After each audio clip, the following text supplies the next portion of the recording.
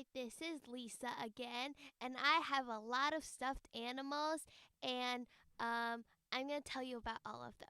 The first one is a reindeer, and her name is Daisy, and it's actually called Spaghetti Marshmallow.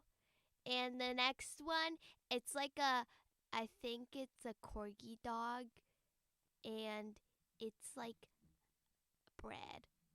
And the next one is like it looks like a sushi with like a no, it's just rice with seaweed over it, and it's like yeah, it looks like a sushi.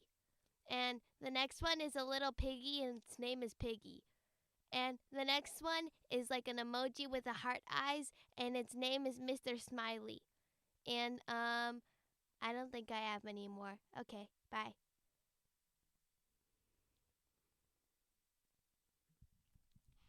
Hi, this is Lily again. My favorite animal is a koala. I have a huge unicorn at my house, and it doesn't have a name. And I have a pajama. It is called One One, and um, I am a person that likes candy and ice cream and popsicles and a lot of yummy sweet stuff. And I do not like my food, but my sister takes my ice cream whenever I can't eat it anymore. And she always buggy my face. Bye. So you probably could tell that I've been stuck at home with two kids who were sent home from school because they both had stomach flu. And they are here helping me recording and editing the Conductor's podcast.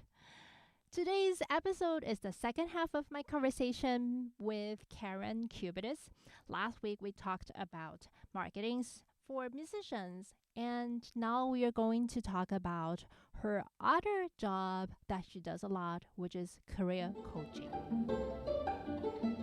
So I wanted to talk a little bit about your coaching career because that's honestly how I got to know you because I know you work with several of my conductor friends. How is it like? How do you start getting into this coaching business? Because you talked about you managing orchestras, doing marketing, and all that.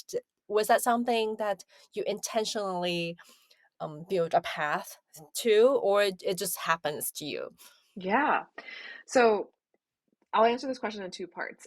10 years ago, it was very intentional. Now, I would say it's very cosmopolitan, where everybody's a coach and everybody does coaching. And it's good and bad. It's good that we're all talking about mental health and that we're all, just more aware about our feelings and that there's more to life than just suffrage or whatever we're told in music school.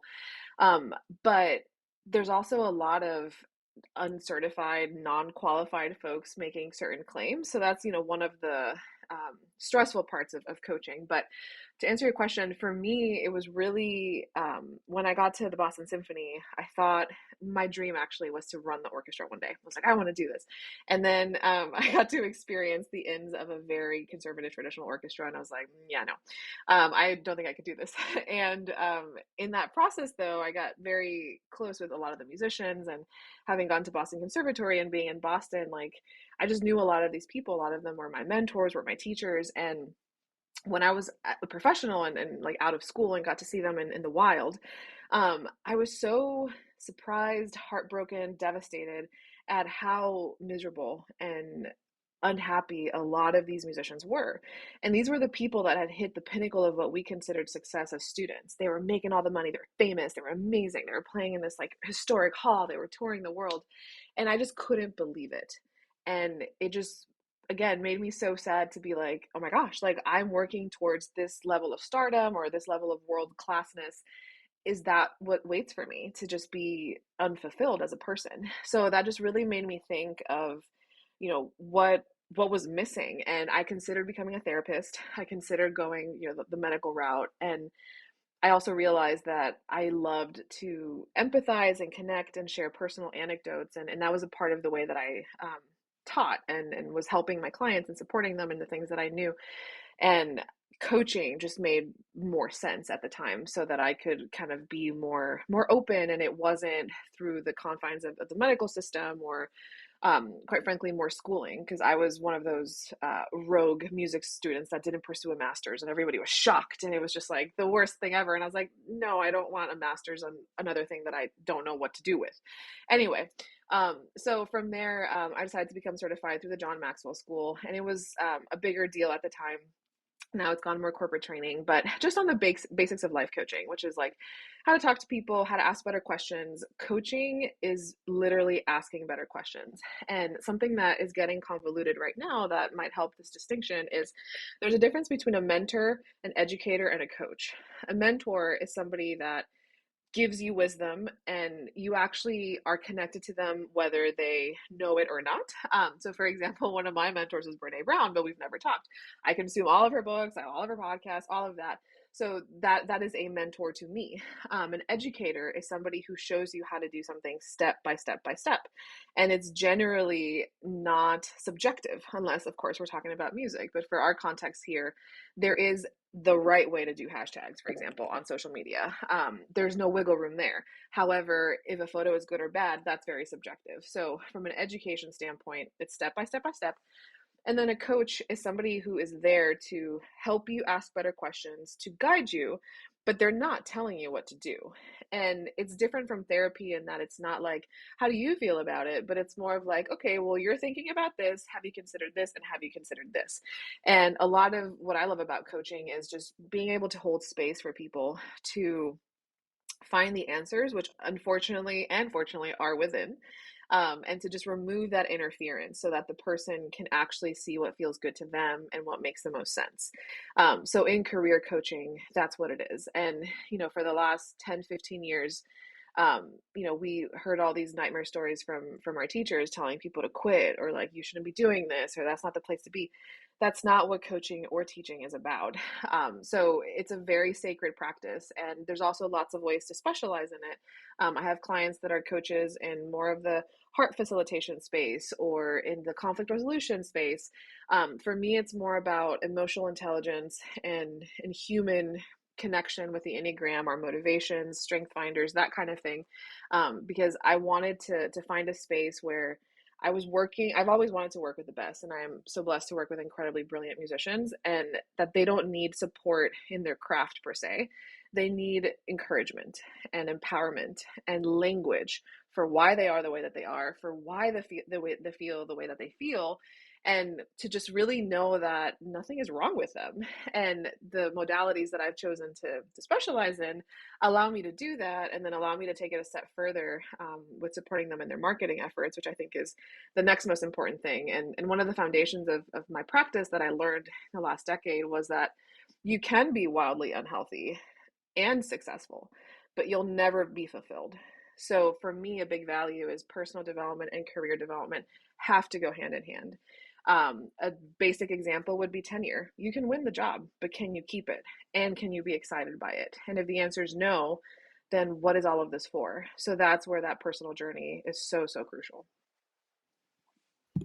You just answered a lot of my questions. And I wanted to thank you for just like really to clarify what's the difference between like a coaching and like a mentor and a therapist. But I wanted to um I'm still a little unclear on the therapist side, because I know through coaching, um, your client's mental health is important, and Yeah. as you say, you have to develop some healthy routines, for a better words. Um, so how do you see your goal as the coach? You are guiding the clients to understand themselves better, or like, I don't have better words to Yeah. describe No, it. totally, Yeah. totally. So yeah, the therapist, we all have trauma. Therapist works on trauma. Therapist gives more tools for language for processing some things that could be detrimental, and that's why it's so important to make sure you're working with somebody who is certified, because I have very strict boundaries in my coaching. Like as soon as we get to certain topics that are more common than not, like sexual abuse or injuries or anything like that, that is more of a trauma trauma therapy territory, and then you can come back to coaching. In the coaching space, it's more about figuring out what it is that you want to do. And the reason that my coaching isn't a program or isn't a finite amount of time is because things take different lengths for different people. And for me, I wear the hat of coach and the hat of consultant. So I'll have a client come to me and ask me a very straightforward question like, does my website need a media page, for example? That's a consultant question. And the answer is depends on the person. On a coaching perspective, it's more of like, I'm uncomfortable sharing playing videos of myself. How do I get past this hurdle? Because I know that I need a media page. And that's where the coaching comes in, where there's like that exploration of self. There's the element of like, okay, who told you that you don't sound a certain way, or what makes you feel like you can't share this, or what's a way that we can work around this, or do you even need to have videos of your playing, that kind of thing. So it just depends on the person, and it depends on what they're trying to figure out for themselves. And I'm just there to facilitate how to help them get those answers that they already have. I'm just laughing on the last sentence because help people get answers that they already have. That's that's a phrase of the day. So you might have to answer my next question because I've been thinking, a lot of times, especially I can only speak from my own experience, but a lot of my teachers from the older generation, they would say, okay, they didn't plan their career. It just happened. They got Mm-hmm. discovered. We hear so many of those stories. They were ready. They were hardworking. So one day they were given this opportunity and then they shined. So one thing led to another. They didn't have to do any planning. They didn't have to do any networking. Things just happened for them, Yeah. which I never believe. But it sounded also like to me that they either were not aware of what strategy they actually used, or they were unwilling to share. Either of them that was not great for when Mm-hmm. you're in a teacher and student relationship. But how do you feel like, when people come to a career coach, apparently we want to advance in our career, that everybody pretty much want, and then you just say it like we actually have answers ourselves, Yeah. and you're helping us to find it. So what is it like? Do we actually plan things and then and do a try and error, or we plan little steps and see what happens and hoping to be discovered or win a big competition one day? Yeah. So not to be super meta, but a lot of people think that they want the same kind of success as somebody else, and everybody's definition of success is so different. And I think that that's why the answers from within are crucial. Because some people, yeah, do want to be the next music director of the New York Philharmonic, but most of them don't. But they feel the pressure to have to do that because you have 3 degrees in conducting, or because you studied with everybody and their mom, and it's like, but that might not be successful to you. So I think it's really asking the question of like, what is success to you, and getting comfortable with the idea that that changes, and that shifts, and that it's okay to change your mind. Like we talked about earlier, we're the only industry that shames people for having a degree in one thing and doing something else. Like mathematicians aren't upset because they're architects. Like, of course, yes, go forth and do the thing. So I think it's first understanding that we all don't want the same things. And even if we want to be world class, that also is relative, and it means different things to different people. So I think it's just getting clear on what do you want, and more importantly, why do you want it, and figuring out what are those steps to get there. And yes, that is what the coach can help you figure out, is what is success to you? What do you want that to be? And what is sustainable, what makes sense with your life. Another thing is some people say, I want to do all this, for example, guest conducting, and then they either don't want to travel, or they actually don't like that. They rather cover, or they rather, other things. So it's like, okay, well, do you want it or do you not? And why? And I think just continuing to ask that question. And then as far as our elders, because I also had that same experience, especially in the classical saxophone space, which is, as you can imagine, wildly annoying. A lot of white men were actually at the helm of this. So I think that plays a huge role in their success. And not to make it a gender or race conversation, but there's a lot of privilege in that space, a lot of opportunities, a lot of knowledge, a lot of gatekeeping that until, very recently we're starting to kind of unveil and remove the curtain a little bit. So I'm hopeful that we are entering a future and that, these next generation of Gen Zers and awesome folks can experience a world that's just no BS and like this is what it is. And I think now more than ever, I get to work with a lot of folks in higher ed, like I said, and they're aware of like, we're selling these degrees that lead to nowhere. How can we prepare them better? How can we, do things that are actually going to make a difference? I have clients that bring in guest speakers in other industries. Career preparedness classes are getting a lot better, not fast enough, but better. We have more wellness offerings, and we're giving folks an opportunity to understand what they want their futures to look like sooner, not to mention the financial question. Like, can you actually make money in music? How much? What does that mean? Do you want to own property? Do you want to have a family? What would that look like? So I'm hopeful that we're headed to a space where there's a lot more equity and a lot more opportunities for everybody. Yeah, speaking of equity, I think I learned that later towards the end of my studies that as a woman of color, we are less forgiven. So when you make mistakes, it's less possible for you to receive a second Yeah. opportunity, while a lot of my other colleagues, either a different gender or a different race, that they're, oh, that's okay, just try it again. Right. And people think, okay, you're just learning, you're a student, while when you look differently or when you have different background, you don't have that privilege, while a lot of people don't really realize that. But that's for another day's conversation. It sounds like your coaching is highly personalized, which I respect a lot about that. But I know, as you say, there are so many people doing coaching, all kinds Hmm. of coaching, life coaching, career coaching nowadays, or even audition coaching, audition prepping. Yeah. They sell the classes and this and that. Some of them will have um like a course that you go through. Do you also see there are some fundamental things that are more universal, not so personal, like just like things that you want everybody to at least get through, or there are some foundations that you would share with us? Yeah, absolutely. Um, I think it's really important to develop a morning and nighttime routine. We take the way we begin and end our day for granted. So I think any elite performer could really benefit from just having a lot of intentionality with how they start their day, how they end their day. I think making time to continue learning and to nourish that personal growth side of you. We're humans. We're constantly evolving. We're constantly thinking new thoughts, and I think that music school sometimes does a disservice in making us think that you need to know everything in 4 years or 6 or 8 or 10. And it's like, no, you have your whole life to implement some of these things. You have your whole life to figure some of this stuff out. And you have your whole life to troubleshoot and figure out, like, is this for me? Is it not?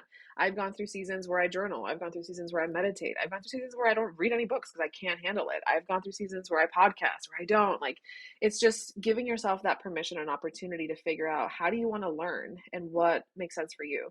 Waking up early does not make you a better person. As long as you get whatever you need to get done within the hours you choose to, live your life. So I think it's just having some structure where it's like, okay, how am I reflecting? How am I growing? What am I learning? What is appealing to me? And that is really done in the morning nighttime routine. I think it's important to always have some kind of mentorship or checking in on your skill set, whether that's one off lessons or whether that's continuing education. And all of my certifications, I have at least quarterly things to keep me sharp, to keep thinking new thoughts, because I think that there's a really big degree of humility that is involved in being in a helping profession and being in a space where it's so easy to sit on your laurels and pontificate about how it should work for everybody. And it's like, no, times are changing, things are different. I mean, if the pandemic taught us anything, is that anything is possible. So just really staying humble and recognizing that you don't know everything and that need to continue to grow. So I would say figure out what is that plan for you.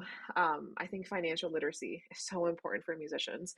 So getting educated. What do you not know? Don't feel shame about it. I in my early 30s and I just started figuring out budgeting and finances and having a business. It's a lot of work and it's a lot of unknowns. Tax law changes every single year. So if you feel anxiety every like April 15th or whatever, you're not alone. get a CPA, ask questions, Google. There's an amazing resource called LegalZoom where they teach you about LLCs, how to build a 501c3. There's lots of great TED Talks about it, fundraising, grant writing. Whatever you don't know, don't feel shame. Just go learn it. The University of Google is great. Ask people, and make sure that you're also surrounding yourself with people that are in places you want to be at. Something that I've learned the hard way is nobody who's at your level or behind you would ever judge or shame you for what you're doing or not doing. Or no one who's ahead of you in the journey, sorry, would ever judge or shame you for the things that you're doing or not doing. It's only the people that are at your level or behind you that have opinions. So make sure that you have clarity around who that circle is and what that looks like, and always reach up. Make sure you're reaching up when you're wanting to grow. So I would say that's the foundation, just your financial literacy, morning, nighttime routine, how you want to grow as a person, and just maintaining that humility and perspective, and really embracing the fact that you're doing the best you can with what you got. And once you know more, you can do better and you can do more or not. And it's so personalized and it's so different. And change your mind. It's okay. I've changed my mind so many times and I'm better for it, instead of resisting. And I've committed to this path. It's like, what does that even mean? Life is short. I really love how you phrase it. Yeah, yeah. Sometimes I know, like we beat it up. I was like, okay, I start this thing, and it only lasted for 2 weeks, and it's better than not trying it, right? Yeah, absolutely. You learn so much and you just become a more well-rounded person and braver. I think courage is so important and such a huge part of curiosity.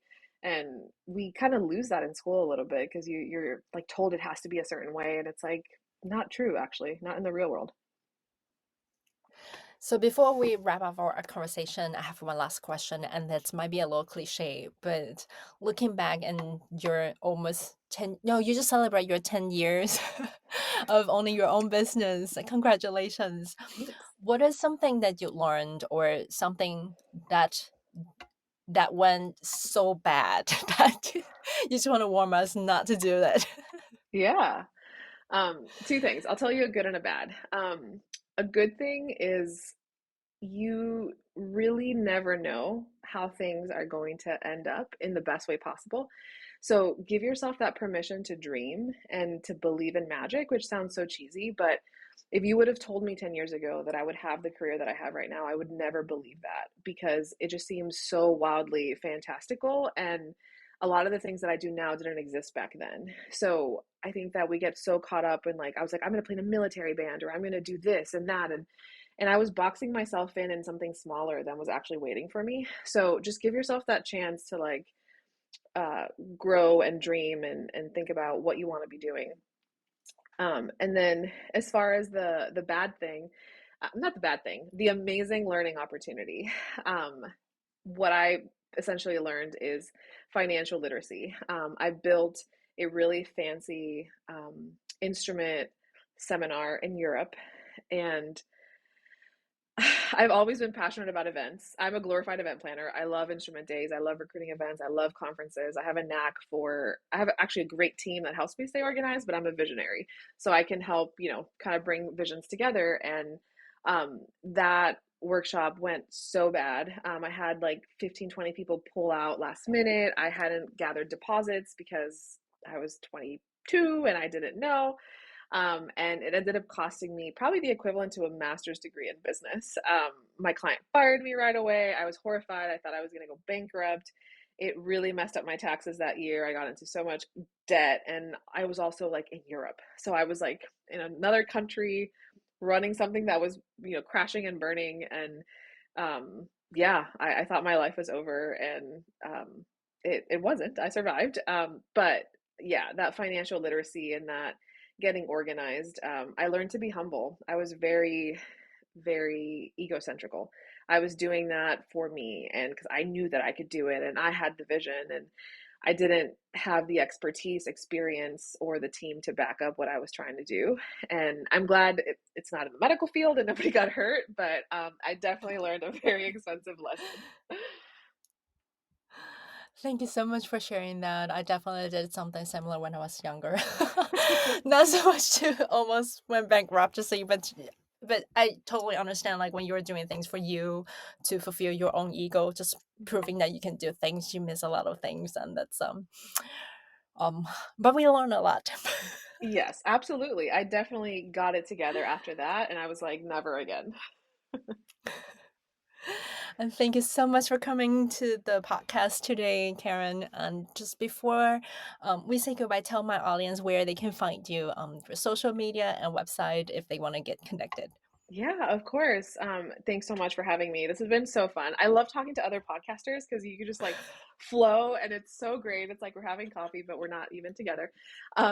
So you can find me on my website. I have a main master brand, KarenCubides.com, which is my name. And then from there, it'll link you to all the places. And yeah, I live on Instagram. So Karen.Cubides is my personal handle. And my DMs are always open. I always say, like, I'm happy to be a resource. So if you have any questions, thoughts, or anything, like, feel free to reach out. That's not weird. I will always answer. I manage that account myself. So yeah, if you need anything, happy to support. And we'll put all of that in show notes. So if she speaks fast, we both speak fast. Yes, We it's the work second fast. language thing. No, I think we're just fast working people. But this is so much fun, and thank you so much for being here.